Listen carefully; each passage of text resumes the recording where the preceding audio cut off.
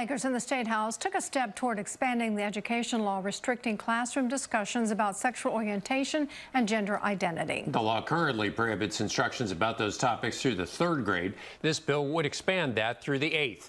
Supporters say it's a parent's job to talk about these subjects with their kids.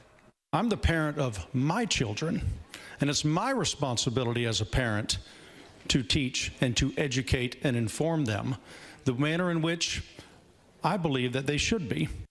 Democrats, though, question the need for the legislation. This bill is going to hinder teachers.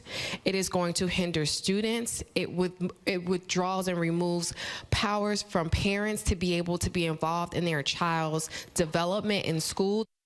The Senate version needs approval from one more committee before it could be considered by the full chamber.